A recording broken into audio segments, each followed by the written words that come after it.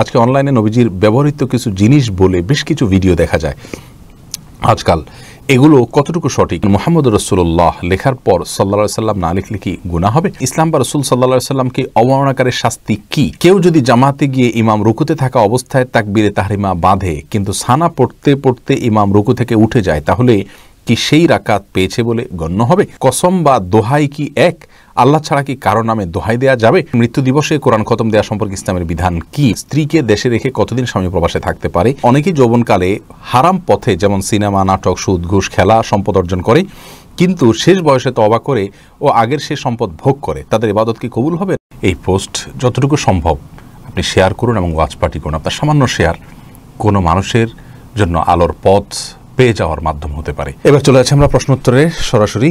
লতিফা লাইজু আপনি জানতে চেয়েছেন আজকে অনলাইনে নবীজির ব্যবহৃত কিছু জিনিস বলে বেশ কিছু ভিডিও দেখা যায় আজকাল। এগুলো কতটুকু সঠিক এ ব্যাপারে যদি কিছু বলতেন। দেখুন বোন, মূলত রাসূল করিম সাল্লাল্লাহু আলাইহি সাল্লামের ব্যবহৃত জিনিসপত্র সংরক্ষিত রয়েছে অমুক জাদুঘরে, বিশেষ করে তার পাগড়ি, তার জুব্বা, পাগড়ি, জুব্বা, লাঠি, এই জাতীয় যে ছবিগুলো আমাদের দেশে ঘুরে বেড়ায় অনলাইনে অফলাইনে, সেগুলো সম্পূর্ণই ভুয়া। এই পাগড়ির মানে চেহারা সুরত এবং এই জামার চেহারা সুরত দেখে বোঝা যায় এটা আধুনিক বিশ্বে তৈরি করা, এটা রাসূল আকরাম সাল্লাল্লাহু আলাইহি সাল্লামের যুগের নয়। তাছাড়া রাসূল করিম সাল্লাল্লাহু আলাইহি সাল্লামের কোনো আসবাবপত্র সংরক্ষিত থাকলে সেটি সংরক্ষণের যদি কোনো ইতিহাস সংরক্ষিত থাকে তাহলে সেক্ষেত্রে সেটি আমরা বিশ্বাস করব, তা হলে এটা নিয়ে আমরা বিশ্বাস করব না। এবং এটা যদি কেউ বিশ্বাস করেও তার সাথে কিছু আসে যায় না। কিন্তু বিশেষ করে কিছু আসবাবপত্র ঘরে টানিয়ে রাখা হয় রাসূল আকরাম সাল্লাল্লাহু আলাইহি ওয়াসাল্লাম ব্যবহৃত মনে করে এবং বরকতের জন্য, এই জায়গাগুলো আমাদের সংশোধনী আনা উচিত। আসলে রাসূল করিম সাল্লাল্লাহু আলাইহি ওয়াসাল্লামের কোনো জায়গা, কোনো পণ্য, কোনো কিছু এটাকে যদি এরকম আপনার যদি এটাকে ঘরে ঝুলিয়ে রাখা হয় বরকতের আশা, সেটি ভুল হবে, এরকম করে নির্দেশ আমাদেরকে দেওয়া হয়নি। আদৌ সেটি রাসূল আকরাম সাল্লাল্লাহু আলাইহি ওয়াসাল্লাম ব্যবহৃত কিনা সেটি আমরা নিশ্চিত নই। এগুলো না জেনে প্রচার করা উচিত নয়। তামান্না ইসলাম সেতু আপনি জানতে চেয়েছেন মুহাম্মদ রাসূলুল্লাহ লেখার পর সাল্লাল্লাহু আলাইহি সাল্লাম না লিখলে কি গুনাহ হবে? বোন, যদি একবার অন্তত, অনেকবার নাম আসে তার মধ্যে একবার আপনি লেখেন তাহলে আপনার দায় মুক্ত হয়ে যাবেন। আর যদি না লিখে আপনি মুখেও সাল্লাল্লাহু আলাইহি সাল্লাম বলেন তাহলে আপনার দায়িত্ব আদায় হয়ে যাবে, না লিখলেও গুনাহ হবে না। কিন্তু উত্তম এবং উচিত হলো লিখে সাল্লাল্লাহু আলাইহি সাল্লাম লেখা, যাতে করে পাঠকরা আপনার লেখা রাসূল করিম সাল্লাল্লাহু আলাইহি সাল্লামের নাম পড়ার পরে যাতে তারা স্বয়ংক্রিয়ভাবে দুরূদ পড়তে পারে, এই জন্য এটা লেখা উচিত। এবং সংক্ষিপ্ত না লিখে যদি সম্ভবভাবে বিস্তারিত লিখতে পারলে ভালো হয়। কোনো কারণ যদি সংক্ষিপ্ত লেখেন উদ্দেশ্যতে অন্যদেরকে স্মরণ করিয়ে দেয়া, তাহলে সেটাতেও চলবে, অসুবিধা নেই ইনশাআল্লাহ তাআলা। তানজুল ইসলাম সবুজ আপনি জানতে চেয়েছেন ইসলাম বা রাসূল সাল্লাল্লাহু আলাইহি সাল্লামকে অবমাননাকারীর শাস্তি কি? এই শাস্তি কি সাধারণ মানুষ কার্যকর করার অধিকার রাখে, না শাস্তি কার্যকরের দায়িত্ব রাষ্ট্রের? ভাই তানজুল ইসলাম, রাসূল করিম সাল্লাল্লাহু আলাইহি সাল্লামকে যদি অবমাননা করে এবং তার অবমাননা থেকে ফিরে না আসে, তওবা না করে, তাহলে সেক্ষেত্রে তার শাস্তি মৃত্যুদণ্ড, এ বিষয়ে কোনো দ্বিমত নেই। এটাকে ইসলাম অত্যন্ত সেন্সিটিভ ইস্যু মনে করে এবং এই মৃত্যুদণ্ড কার্যকর করার দায়িত্ব মূলত রাষ্ট্রের।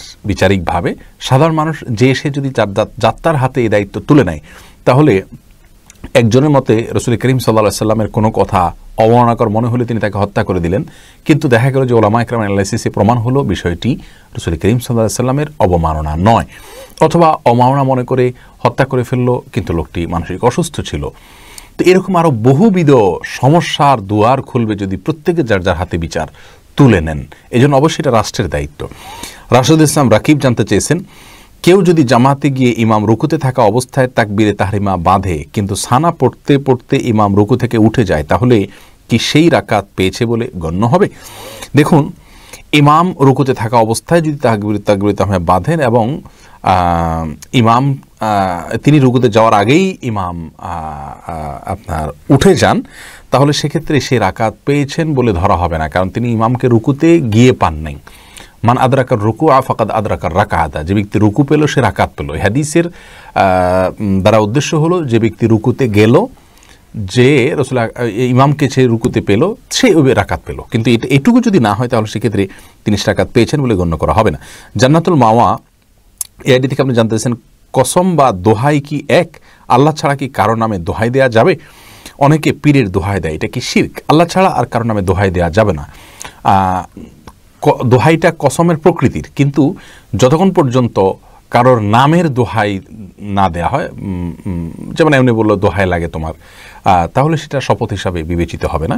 কিন্তু কারণ নাম দিয়ে অমুকের দোহাই তমুকের দোহাই যদি বলা হয় তাহলে এটাও শপথের আপনার ক্যাটাগরিতেই পড়বে। আর রাসূল করিম সাল্লাল্লাহু আলাইহি ওয়াসাল্লাম স্পষ্টভাবে জানিয়েছেন, মান আরাদা আন ইয়াহলিফা ফালিয়াহলিফ বিল্লাহি আও লিয়াসমুত, যে ব্যক্তি হলফ করতে চায়, শপথ করতে চায়, সে যেন আল্লাহর নামে শপথ করে অথবা চুপ থাকে। অর্থাৎ চুপ থাকা ছাড়া আপনার তিনি যদি শপথ করতে গিয়ে অন্য কারোর নামে শপথ করেন তাহলে সেটা শিরক হবে, শিরক আসগর হবে। এই জন্য অন্য কারোর নামে শপথ করা উচিত নয়, গুনাহের কথা। দোহাইটা যদি অন্য কারোর নাম দিয়ে দেয় তাহলে সেটাও এক প্রকার শপথ হলো, এটা উচিত নয়। কবির আহমেদ আপনি জানতে চেয়েছেন মৃত্যু দিবসে কোরআন খতম দেওয়া সম্পর্কে ইসলামের বিধান কি? ভাই কবির, মৃত্যু দিবসে কোরআন খতম দেওয়ার কোনো নির্দেশ ইসলাম আমাদেরকে দেয়নি, বরং আপনার মৃত্যু দিবস পালনেরও কোনো বিশেষ কোনো পদ্ধতি পালন করতে হবে এরকম কোনো নির্দেশ ইসলাম আমাদেরকে দেয়নি। মানুষের মৃত্যুবরণ করেছেন, এরপরে সেটাকে মাথায় রেখে মেনশন করে সেই বছরটাকে প্রতি বছর একবার করে যে কোনোভাবে হোক উদযাপন করা, এই শিক্ষাটাই ইসলাম দেয়নি আমাদেরকে। আমরা সারা বছর মৃত্যুর জন্য সাধারণভাবে দোয়া করব, তার জন্য করণীয় কাজগুলো করব, এটাই হলো ইসলামের শিক্ষা। সুলতান মাহমুদ মিল্টন জানতে চেয়েছেন, স্ত্রীকে দেশে রেখে কতদিন স্বামী প্রবাসে থাকতে পারে? অনেক আলেম বলেন 4 বা 6 মাসের অধিক সময় স্ত্রীর কাছে থেকে দূরে থাকলে বউ তালাক হয়ে যায়। আবার অনেকে বলেন গুনাহ হবে, এ কথাটা কি হাদিস দ্বারা প্রমাণিত? দেখুন, নির্দিষ্ট কোনো মেয়াদ হাদিসে বলা হয়নি যে এই পরিমাণ সময় প্রবাসে থাকতে পারবেন স্ত্রীকে দেশে ফেলে রেখে, এরপরে আর পারবেন না, এরকম কোনো কথা আসলে ফিক্স বলে দেওয়া হয়নি। ওমর রাদিয়াল্লাহু তাআলার একটি উক্তি থেকে 4 মাসের সময়ের কথা, অনেকে বলেন যে 4 মাসে বেশি থাকা যাবে না, এর কম থাকা যাবে। আসলে এটা ভ্যারি করে স্ত্রীর এবং তার অবস্থার উপরে। তারা যদি দু জায়গায় থাকাতে তারা গুনাহে লিপ্ত হয়ে যাবেন এরকম আশঙ্কা থাকে, তাহলে এরকম বিদেশে থাকা জায়েজ নাই, বরং গুনাহ থেকে বাঁচার জন্য তাকে অন্যের সঙ্গে থাকা উচিত এবং অল্প যে রিজিক হবে দেশে থাকলে সেটার উপরে তুষ্ট থেকে যাওয়া উচিত। যদি এমন হয় যে তারা দূরে থাকার কারণে তাদের মধ্যে এক ধরনের গুনাহের প্রবণতা চলে আসতে পারে, তারা অপরাধে লিপ্ত হয়ে যেতে পারে, এরকম যদি হয় তাহলে সে অবস্থায় তাদের জন্য এটা জায়েজ নাই, সম্পূর্ণ হারাম। তাহলে আমরা জানলাম যে প্রবাসীর জন্য প্রবাসে থাকার নির্দিষ্ট কোনো মেয়াদ ইসলাম বলে দেয়নি, তবে তার স্ত্রী এবং তিনি উভয় গুনাহ থেকে যতদিন বাঁচতে পারবেন ততদিন তারা থাকতে পারবেন। গুনাহ থেকে যদি বাঁচাটা অসম্ভব হয়ে যায় তাহলে সেক্ষেত্রে তার জন্য আর প্রবাসে থাকা জায়েজ নেই। আব্দুর রাজ্জাক জানতে চেয়েছেন, অনেকেই যৌবনকালে হারাম পথে যেমন সিনেমা, নাটক, সুদ, ঘুষ, খেলা সম্পদ অর্জন করে, কিন্তু শেষ বয়সে তওবা করে ও আগের সে সম্পদ ভোগ করে, তাদের ইবাদত কি কবুল হবে? না হলে তাদের করণীয় কি? ভাই আব্দুর রাজ্জাক, খুবই গুরুত্বপূর্ণ প্রশ্ন। যদি আল্লাহর হক নষ্ট করে থাকেন, হালাল উপার্জন করে, যেমন কথার কথা তিনি এমনভাবে উপার্জন করেছেন, কথার কথা যে বিষয়টা আল্লাহ তাআলা নিষেধ করেছেন, এখানে বান্দার কোনো হক তিনি নষ্ট করেন নাই, তাহলে সেক্ষেত্রে তওবা করলেই তার জন্য এটি যথেষ্ট হয়ে যাবে। আর যদি কোনো বান্দার হক সংশ্লিষ্ট হয়, যেমন কারোর হক মেরেছেন, ঘুষ নিয়েছেন, তাহলে সেক্ষেত্রে সেগুলো অন্যের হক মেরে থাকলে বৃদ্ধ বয়সে তিনি তওবা করলে সেটা মাফ হবে না, বরং সেই টাকাটা হয় মালিকের কাছে পৌঁছতে হবে, আর না হলে মালিকের পক্ষ থেকে দান করে দিতে হবে, একসাথে না হোক ধীরে ধীরে। যতক্ষণ পর্যন্ত এটা না করবেন ততক্ষণ পর্যন্ত তার তওবা কবুল হবে না, এটা পূর্ণাঙ্গ তওবা হবে না।